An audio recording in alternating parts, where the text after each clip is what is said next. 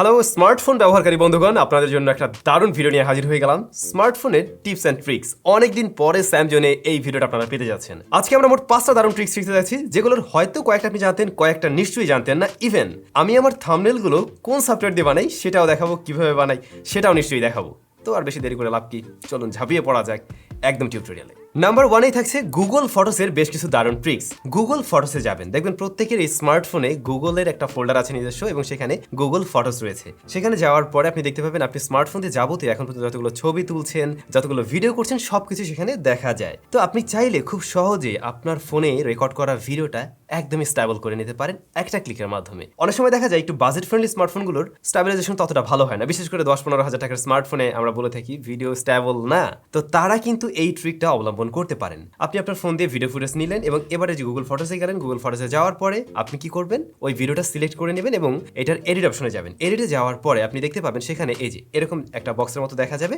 তো এটাতে just click করলেই হবে, কিছুটা সময় টাইম নেবে। দেন আপনার ভিডিওটা সে প্রসেস করে দেখবেন যে একদম স্টেবল একটা ভিডিও ফুটেজ দিয়ে দিচ্ছে। হ্যাঁ, এটা স্টেবল করতে গিয়ে কিছুটা ফ্রেম ক্রপ করে, বাট সিরিয়াসলি ভাই এতটা স্টেবল ফুটেজ আপনি ইআইএস আছে এমন স্মার্টফোনেও খুব একটা দেখবেন না। মানে দেখলে মনে হবে ওয়াইএস ইআইএস রয়েছে এরকম কোনো স্মার্টফোনে রেকর্ড করা ভিডিও। তো এই ভিডিওটা চাইলে কিন্তু ব্যবহার করা যাবে। আমরা এখানে সাইড বাই সাইড দিয়ে দিলাম, আপনি দেখলেই বুঝতে পারবেন। তবে বিষয় কিন্তু এটুকু না, গুগল ফটোস থেকে আপনি চাইলে আরো ইন্টারেস্টিং কিছু করতে পারছেন। লাইক আপনি একটা স্মার্টফোন দিয়ে হঠাৎ করে একটা ছবি তুলে ফেলেন যে কোনো কারোর, বা আপনার নিজের ছবি। এবারে এই ছবিটা কিন্তু পোর্ট্রেট মোডে নেওয়া ছিল না, কিন্তু আপনি চাইলে এক তুড়িতে সেটাকে পোর্ট্রেট মোডে কনভার্ট করতে পারেন গুগল ফটোস থেকে। আপনি সেই আগের মতো করে ছবিটা সিলেক্ট করবেন, দেন এডিটে যাবেন। এডিট যাওয়ার পরে দেখবেন টুলস রয়েছে, টুলসে যাওয়ার পরে দেখবেন ব্লার নামে একটা মোড রয়েছে, জাস্ট ওটাতে ক্লিক করে দিন।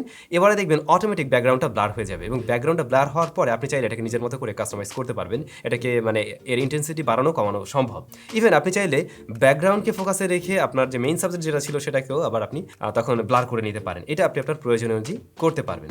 তবে ভাই এখানে একটু খেলা আছে, একটু টুইস্ট আছে। টুইস্টটা হলো এইটা এখনো সবার জন্য ফ্রি না। আপনি 1 মাস ট্রায়াল ভার্সন ব্যবহার করতে পারবেন, বাট এরপরে আপনার প্রতি মাসের জন্য 150 টাকা গুনতে হবে। তারপরেও আপনি যদি চান টাকা পয়সা খরচ করে এটা করতে চাইলে করতে পারেন। আবার এখানে আরো একটা ইন্টারেস্টিং বিষয় আছে। আপনি ধরুন কোন একটা রাস্তায় দাঁড়িয়ে ছবি তুলছেন, একজনের পাশে আরেকটা লোক চলে আসতে পারে, তো আপনি চাইলে তাকে রিমুভ করে দিতে পারেন। ঠিক এই যে এই টুলসের ভিতরে ঢুকলে আপনারা দেখতে পাবেন ইরেজ নামে একটা অপশন রয়েছে। তো ইরেজ অপশনে গেলেন, এরপরে যে অংশটা আপনি আসলে বাদ দিতে চাচ্ছেন সেটাকে জাস্ট সিলেক্ট করে দিবেন। That's it. কিছুক্ষণ সময় টাইম নেবে, দেখবেন সেটা গায়েব হয়ে যাবে। অনেকটাই পারফেক্টলি করতে পারে, তবে সবসময় পারে না, মাঝে মধ্যে দু একটা মিসম্যাচ করে, বাট ম্যাক্সিমাম সময় এটা ভালো রেজাল্ট দিচ্ছিল। নাম্বার 2, হোয়াটসঅ্যাপ ব্যবহার করেন না কে এটা কমেন্ট করে জানাবেন। আমার মনে হয় যাদের স্মার্টফোন আছে প্রত্যেকের ফোনেই হোয়াটসঅ্যাপ রয়েছে, কারণ খুবই জনপ্রিয় একটি মেসেজিং অ্যাপস। তো এই হোয়াটসঅ্যাপ আপনি একটা ফোনে তো অবশ্যই ব্যবহার করেন, কিন্তু চাইলে আপনি আরও একটি ফোনে ওই সেম অ্যাকাউন্টটাই ব্যবহার করতে পারবেন। আমরা এই বিষয়ে একটা শর্টস দিয়েছিলাম কয়েকদিন আগে, তো যারা দেখেননি তারা মিস করছিলেন, এবার শেয়ার করছি। আপনি চাইলে একটা অ্যাকাউন্ট 4টা স্মার্টফোনেই ব্যবহার করতে পারবেন খুব সহজে। ধরুন এই ফোনটা নতুন আর এই ফোনে অলরেডি লগ ইন রয়েছে। এবারে এই ফোনে হোয়াটসঅ্যাপ অ্যাপ্লিকেশনে গেলেন এবং সেখানে যাওয়ার পরে দেখবেন যে সেখানে নাম্বার চাইবে, আপনার নাম্বার চাইবে, বাট রাইট সাইডে খেয়াল করবেন সেখানে 3 ডট মেনু রয়েছে। 3 ডট মেনুতে যাওয়ার পরে লিঙ্কড অ্যাকাউন্ট নামে এরকম একটা অপশন আপনি খুঁজে পাবেন, জাস্ট ওটাতে ক্লিক করুন, দেখবেন সেখানে কিউআর কোড চলে আসছে। এবারে এই কিউআর কোডটা স্ক্যান করতে হবে যে স্মার্টফোনটিতে অলরেডি আপনার হোয়াটসঅ্যাপটা লগ ইন আছে। তো যে কাজটা করবেন, ওই ফোনেরও ঠিক ওই হোয়াটসঅ্যাপে যাওয়ার পরে দেখবেন 3 ডট মেনু রয়েছে রাইট সাইডে, সেখানে যাবেন, সেখানে গিয়ে লিঙ্ক অ্যাকাউন্টে আপনি ক্লিক করবেন এবং এইভাবে কিউআর কোড স্ক্যানার অন হয়ে যাবে। এবার জাস্ট এইটা দিয়ে ওই স্মার্টফোনের কিউআর কোডকে স্ক্যান করে নিলেই 2টা ডিভাইসে আপনি অ্যাট এ টাইম হোয়াটসঅ্যাপ ব্যবহার করতে পারবেন। তো এটা অনেক সময় অনেকের কাজে লাগতে পারে। অনেকে আছে একটা হোয়াটসঅ্যাপ 2টা স্মার্টফোনে ব্যবহার করতে চাইতে পারেন, যেমন আমি নিজেই করি, কারণ একটাতে চার্জ থাকে না, তখন একটা দিয়ে ব্যবহার করা যায়, এরকম সুবিধা থাকতে পারে। আবার আপনি যদি কাউকে মানে ফলো আপে রাখতে চান, সেটা ছোট বাচ্চাদের ক্ষেত্রে হতে পারে, যদি প্রয়োজন হয় আর কি, দেন সেভাবেও করতে পারেন। নাম্বার 3, ভাই এইটা খুবই কাজের একটা ট্রিক্স বলতে পারেন। অলরেডি হয়তো অনেকে জানার কথা, বাট যারা জানেন না তাদের উদ্দেশ্যে বলবো, আপনি আপনার স্মার্টফোনে রেকর্ড করা সাউন্ড প্রফেশনাল কাজবাজে ব্যবহার করতে পারবেন। আমরা অনেকেই তো মোবাইল ফোন দিয়ে ব্লগিং করি বা অডিও রেকর্ড করি বা ভিডিও রেকর্ড করতে পারি, তো সেটার সাউন্ডটা দেখবেন ততটা ভালোবাসে না, অনেক নয়েজি হয়ে যায়, বিশেষ করে যখন কিনা আপনি আউটডোরে কোনো ভিডিও রেকর্ড করেন বা সাউন্ড রেকর্ড করেন। তো এই সাউন্ডটাকে আরো ক্লিন, একদম প্রফেশনাল মাইক্রোফোনের মতো একটা কোয়ালিটি আপনি দিতে পারবেন খুব সহজে একটা ক্লিকের মাধ্যমেই। যদি কিনা আপনি ভিডিও রেকর্ড করে থাকেন, এবারে ভিডিও থেকে অডিওটাকে জাস্ট একটু আলাদা করে নেবেন, যে কোনো সফটওয়্যার দিয়ে এটা আলাদা করা যায়, মানে ভিডিও এডিটিং সফটওয়্যার দিয়ে আলাদা করা যায়, তো ওটা দিয়ে আপনি আলাদা করে নিলেন ধরুন। অথবা যদি অডিওই রেকর্ড করে থাকেন তাহলে তো কোনো কথাই নেই। আপনি যে কাজটা করবেন, স্মার্টফোন থেকে যে কোনো একটা ব্রাউজার যাবেন, সেটা হতে পারে গুগল ক্রোম। তো ক্রোমে আসার পরে আপনি টাইপ করবেন অ্যাডোবি এনহ্যান্সার। তো এটা টাইপ করার পরে সার্চ করুন এবং সার্চ করলেই দেখবেন অ্যাডোবি পডকাস্ট চলে আসবে। প্রথম যে লিঙ্কটা থাকবে জাস্ট এটাতে ক্লিক করুন। ক্লিক করার সাথে সাথে দেখবেন এইরকম একটা ইন্টারফেস শো করবে এবং সেখানে আপনি নিচেই দেখতে পাবেন আপলোড। এবার এই আপলোডে ক্লিক করলেন। আপলোডে ক্লিক করার পরে আপনি এখানে আপনার ফোনে যে অডিওটা রয়েছে সেটা আপনি দেখতে পাবেন। তো যদি আপনি সরাসরিভাবে না পান, একটু খুঁজে দেখলে পেয়ে যাবেন, অথবা নাম দিয়েও সার্চ করতে পারবেন, অর্থাৎ যে নামটা দিয়ে রাখছিলেন নাকি। হ্যাঁ, সার্চ করে সেটা নিলেন। তো দেখুন ওইভাবে কিন্তু আমরাও এই যে নিয়ে নিচ্ছি, আমাদের ভয়েস টু নিচ্ছি আর কি। হ্যাঁ, তো এই সাউন্ডটার যে অবস্থা সেটা আপনারা শুনবেন, আর আফটার এনহ্যান্স কি সাউন্ড হয় সেটাও নিশ্চয়ই শুনতে পাবেন। একটু টাইম লাগবে, এখানে টাইমটা দিলে পরে আপনি দেখবেন যে অটোমেটিক ও নিজেই সবকিছু করে দেবে। অলরাইট, ডান, এটা হয়ে গেছে। এবারে আমরা ফার্স্ট একটু শুনবো আসলে এনহ্যান্স করার আগে এর সাউন্ড কোয়ালিটি কি ছিল। নিশ্চয়ই পাশে একটা সাউন্ড শুনতে পাচ্ছেন, এটা মূলত একটা ছোট ফ্যান চালানো হয়েছে নয়েজ দেওয়ার জন্য। তো আমরা এখন অ্যাডোব পডকাস্টের মাধ্যমে কিন্তু এটা এনহ্যান্স করে নেব।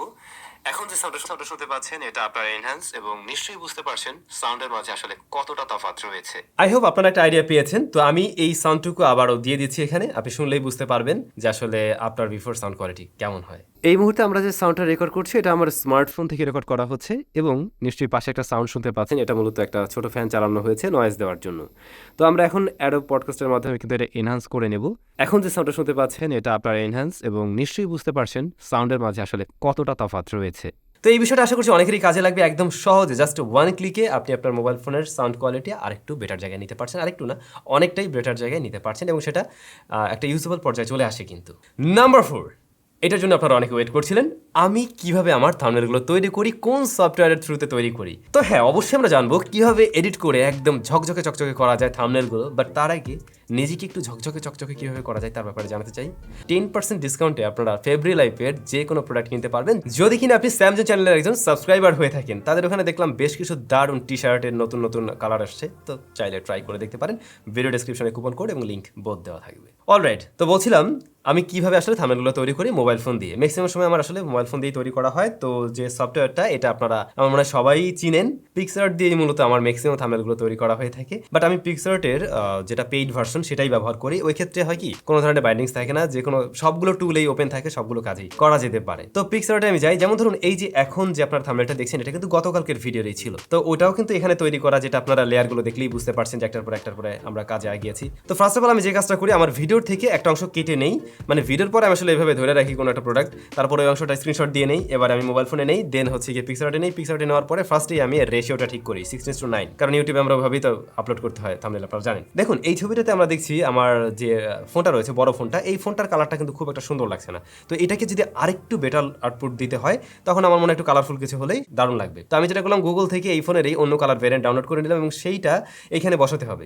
এবারে জাস্ট ওয়ান ক্লিকে আমি ব্যাকগ্রাউন্ড রিমুভ করতে হবে, কারণ এই ছবির পাশে কিন্তু আমরা দেখছি সাদা কালার রয়েছে। তো এখানে দেখুন এই যে ব্যাকগ্রাউন্ড রিমুভার রয়েছে, ওটা জাস্ট ক্লিক করে আমি এটাকে একদম মানে ব্যাকগ্রাউন্ডটাকে একদম উধাও করে দিলাম। এবারে আমি জায়গা মতো এটাকে বসিয়ে জাস্ট ইরেজ করে আমি কিন্তু এটাকে সেট করে নিতে পারছি।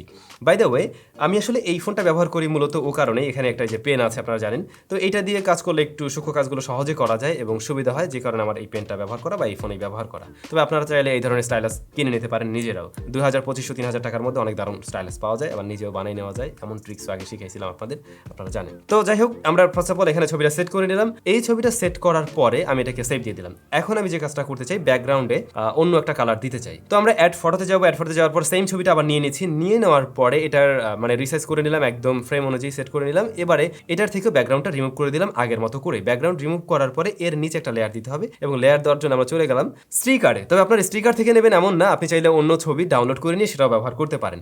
এবারে স্টিকার নেওয়ার পরে এটাকে আমার ছবির যে লেয়ারটা ছিল তার নিচে এটাকে পাঠিয়ে দিলাম। এবারে টেনে টুনে বড় টোটো করার দরকার হলে করে নেওয়া যায়, বা এখানেই সেট করে রাখা যায়। তারপর চাইলে এটার কালারটাও কিন্তু আপনি সেট করতে পারছেন নিজের মতো করে। আবার এখানে আমরা চাইলে এখন কিছু লিখতে পারছি, যেমন আপনারা দেখছেন গতকালকে এভাবেই লেখা ছিল মূলত। তো এই তো, এরপরে আমি চাইলে এখানে কিছু লেন্স ফ্লায়ার ইউজ করতে পারি, বা আরও অনেক কিছুই করা সম্ভব। দেন লাস্টে আমি কালার কারেকশন করে জিনিসটা চালিয়ে দিচ্ছি। তবে আসলে এই যে কাজগুলো আমি করছিলাম এটা মূলত আপনারা পেইড ভার্সনেই পাবেন, রেগুলার ভার্সনে সবকিছু থাকে না। তো যারা মূলত মোবাইল ফোন দিয়ে এই ধরনের কাজবাজ করতে চাচ্ছেন, একটু প্রফেশনালি করতে চান, তাদেরকে অবশ্যই আমি বলবো পেইড ভার্সনটা নেওয়ার জন্য। সেই ক্ষেত্রে আপনি বেটার আউটপুট পাবেন।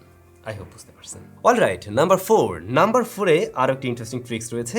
আমরা তো সবাই ফোন ব্যবহার করি এবং নিজের প্রয়োজনীয় বা গোপনীয় বা প্রাইভেট অনেক কিছু আমার ফোনে থাকবে, যেটা আমি চাইবো না যে কারোর হাতে গেলে সে দেখে ফেলুক। বিশেষ করে ধরুন কোনো গেস্ট আসছে, অনেক সময় বাসায় গেস্ট আসে, সাথে একটা ছোট বাচ্চা থাকে, হ্যাঁ। তো এই বাচ্চারা আসলে দেখবেন সেটা আপনার ভাগ্নি হইতে পারে, তো তারা বলবে মামা দাও গেম খেলবো বা ফোনটাতে যাবে, হ্যাঁ। তো আপনি চাচ্ছেন না যে সে সব জায়গায় যাক, তো তখন আপনি চাইলে ফোনটা এমন একটা মুডে নিতে পারেন যেটা একদম নতুন ফোনের মতো করে দেবে আপনার ফোনটাকে। অনেক ফোনে এটা গেস্ট মুড নামে রয়েছে, কোনোটাতে সেকেন্ড স্পেস নামে রয়েছে। আমি জানি এটা ম্যাক্সিমাম মানুষই জানেন, বাট এই গেস্ট মুডের ব্যাপারটা অনেকেই জানতেন না বা বুঝতেন না। আমি রিসেন্টলি কমেন্টও পেয়েছি, তবে সেকেন্ড স্পেসটা অনেকেই জানেন। তো ওই বিষয় সেম, আপনি জাস্ট এভাবে আপনার সবকিছু হাইড করে তার হাতে যদি ধরিয়ে দেন, সে দেখবে একদম সলিড একটা নতুন স্মার্টফোন। দেন সে তার মতো চালালো, পরে আপনি আবার আপনার মতো করে এটাকে পুনরায় আগের জায়গায় নিয়ে আসতে পারেন। এখানে কিন্তু পাসওয়ার্ডও চাইলে সেট করা যায়, সেই ক্ষেত্রে এটা আরো বেশি প্রোটেক্টেড হয়। That's it. তো আজকের মতো এটুকুই। আজকের ট্রিক্সগুলো কে কোনটা জানতেন অবশ্যই মাস্ট কমেন্ট করে জানাবেন। আর নতুন কিছু শিখে থাকলে অবশ্যই আমাদের একটু লাইক দিতে পারেন, ভালো লাগলে আর কি।